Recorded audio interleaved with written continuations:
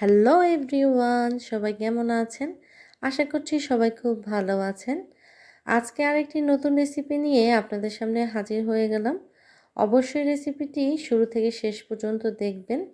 আশা করছি আপনাদের খুব ভালো লাগবে। ভালো লাগলে অবশ্যই আমার পেজটি ফলো দেবেন। বাসায় থাকা উপকরণ দিয়ে কিভাবে পারফেক্ট একটি চিকেন বিরিয়ানি তৈরি করা যায় সেই রেসিপিটি আজকে আপনাদের সাথে শেয়ার করব। তো চিকেন বিরিয়ানি তৈরি করার জন্য প্রথমে আমি একটি কড়াইতে পরিমাণ মতো তেল দিয়ে দিলাম। তেলটা গরম হয়ে এলে এর মধ্যে আমি দিয়ে দেব 1 কাপ পরিমাণ পেঁয়াজ কুচি। পেঁয়াজটা আমি কিছুক্ষণ নেড়েচেড়ে ভেজে নেব।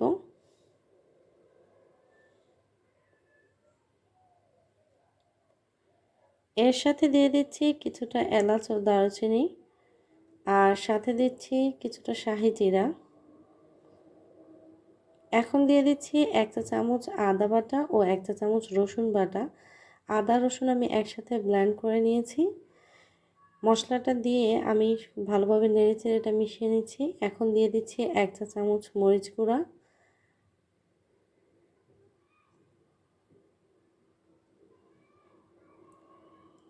আর সাথে দিচ্ছি 1 চা চামচ গরমের মশলা, 1 চা চামচ ধনিয়ার গুঁড়া, আর দিয়ে দিচ্ছি 1 চা চামচ জিরার গুঁড়া।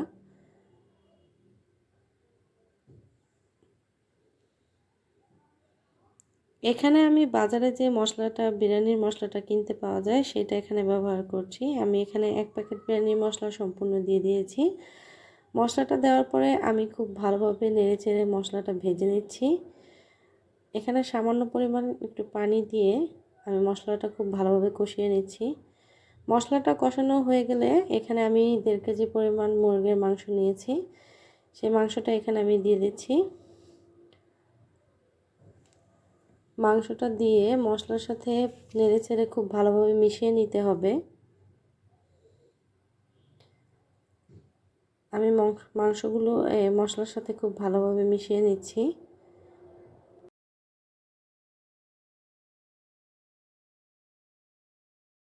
এখন এখানে আমি দিয়ে দিচ্ছি 1 কাপ পরিমাণ টক দই। টক দইটা অবশ্যই ব্যবহার করতে হবে, এতে করে বিরিয়ানিতে খুব ভালো একটা টেস্ট আসে। টক দইটা দিয়ে আমি মাংসের সাথে খুব ভালোভাবে মিশিয়ে নিচ্ছি। মেশানো হয়ে গেলে এখানে আমি প্রায় 100 গ্রামের মতো কাজু বাদাম বেটে নিয়েছি, সেটা আমি এখানে ব্যবহার করছি। আপনারা যদি বিরিয়ানির অরিজিনাল টেস্টটা পেতে চান তাহলে অবশ্যই আমি যে উপকরণগুলো ব্যবহার করছি অবশ্যই এগুলো ব্যবহার করার চেষ্টা করবেন। এখানে আমি 2 চামচ পরিমাণ টমেটো সস ব্যবহার করছি। দিয়ে দিচ্ছি স্বাদ মতো লবণ।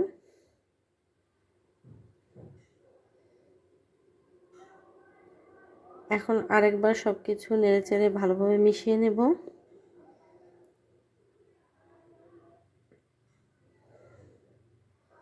মাংসটা অবশ্যই সময় নিয়ে খুব ভালোভাবে কষাতে হবে। মাংসটা ভালোভাবে কষানো হয়ে গেলে আমি যে পাত্রে কাজু বাদামগুলো ব্লেন্ড করেছিলাম সেই পাত্রে 1 কাপ পরিমাণ পানি ধুয়ে আমি দিয়ে দিচ্ছি মাংসের মধ্যে। পানিটা দিয়ে মাংসগুলো ঢেকে আমি রান্না করব পানিটা পুরোপুরি শুকিয়ে যাওয়া পর্যন্ত। এখন আমি একটি ঢাকনা দিয়ে ঢেকে রান্না করছি। দেখুন পানিটা একদমই শুকিয়ে গিয়েছে।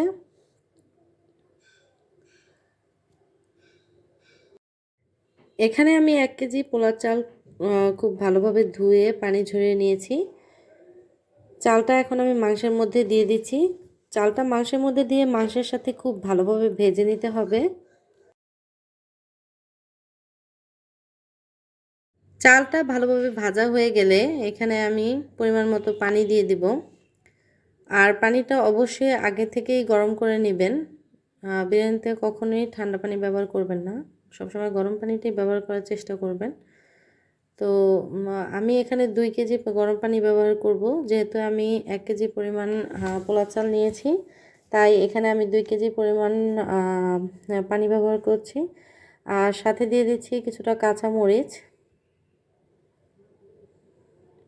পানিটা দিয়ে আমি সব কিছু আরেকবার নেড়েচেড়ে ভালোভাবে মিশিয়ে নিচ্ছি।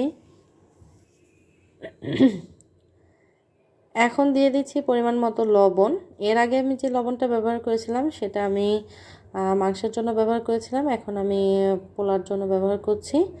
আর সাথে দিয়ে দিচ্ছি 1 কাপ পরিমাণ গুঁড়ো দুধ। দুধটা অবশ্যই ব্যবহার করতে হবে, এখানে দুধটা স্কিপ করা যাবে না। এখন দিয়ে দিচ্ছি 1 চা চামচ কেওড়া জল আর 1 চা চামচ পরিমাণ গোলাপ জল।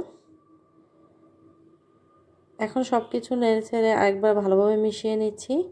সব কিছু ভালোভাবে মেশানো হয়ে গেলে এটা আমি দমে রান্না করব 20 মিনিট। দর্শক দেখুন কতটা পারফেক্ট হয়েছে আমার বিরিয়ানি রান্নাটা।